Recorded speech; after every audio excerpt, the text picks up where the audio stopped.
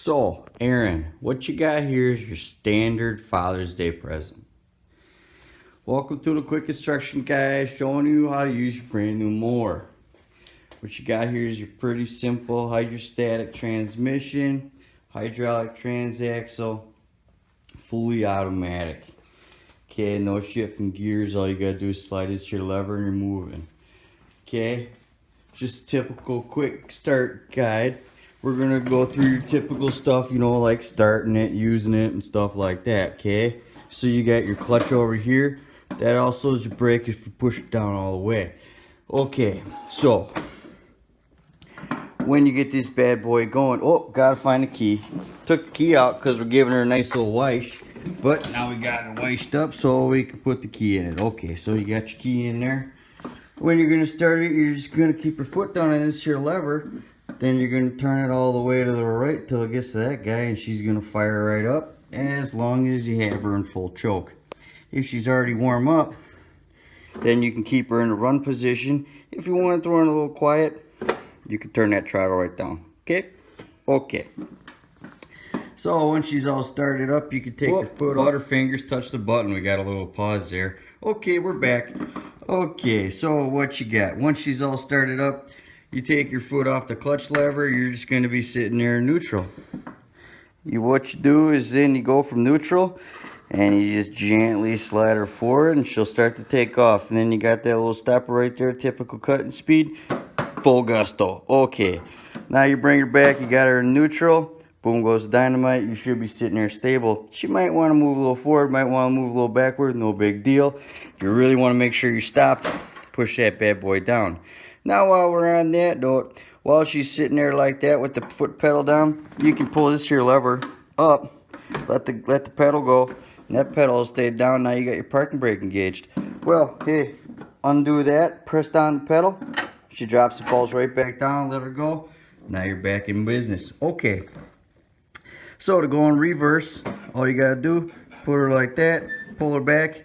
Now remember, all you gotta do is start slow till you get a feel for it, because you don't want to be going backwards popping them wheelies.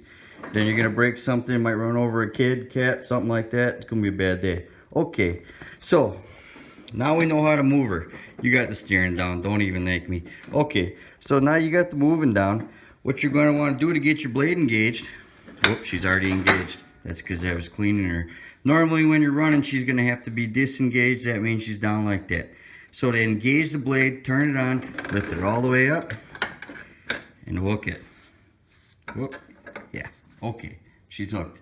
So then you're gonna hear her go, and that means she's cutting. Okay, so when you're cutting, it's got a safety little gate in there. See this little flippy flopper right there? Keeps you from not being able to go backwards while it's cutting.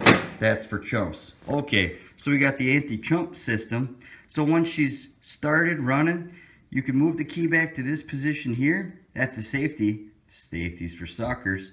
Safety allows you to back up while you're mowing. So what I recommend is once you get her started, you turn her right back to there so you don't get all pissed off every time you go and you're spilling your beer and throwing it all over the place. That's a disaster. Speaking of beer, we got a cup holder. Yep, that's a win. All right. Lastly, what we're going to go over for this quick here start right now is we have our blade depth. What I recommend is you start her on blade depth 6. That's the highest one. I tried it out in my yard. Yup, had to make sure it worked. I'm jealous. Okay, so once it's on 6, I would just start her there, check and see how it looks. If you want it a little shorter, pull back on it a little bit, take tension off, push your thumb down, and then you can set her down to 5. You set her down to 4. You get the idea. All the way down to 1. 1, that would be stupid, but for storage, I would recommend you keep it at 1. Allows the deck to touch the ground. That'd be a good thing for storage. Okay, so like I said, start her on 6. Lastly, what your kit is going to come with is a mulching setup, as well as the bagger, which is the big one. And I'm thinking you just came back from Hawaii, your grass can be super long, you're going to want to use that bagger. So when you see it, it's going to show up with that bagger attached. It means all your grass is going to launch right up in there, shooting it in their bags, and you can dump it to your heart's desire. Okay, lastly, I think I already said that, but we're going to say it again. You got the mulching kit. This is probably going to be your typical operation. previous owner didn't use it, so you still got yourself 2 fresh mulching blades and a mulching cap. That means you can just drive around your yard, launches it back, gets them nitrogens back in the grass. That's good for it, okay? But if it's long, now you're just gonna bog the shit down. Use the bagger. Okay, hope you enjoyed that tutorial. Next little clip you're gonna see is me actually firing it up so you get a feel for it. Happy Fires Day. Sorry, one last little tidbit we got here. Forgot to tell you about this.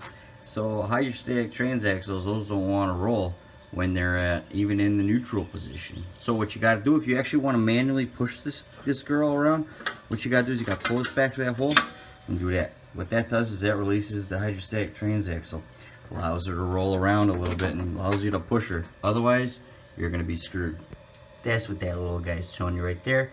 But you're going to have the bagger on, so you might not necessarily see that. Then once you're ready to run, let that go right back in place. Boom goes down.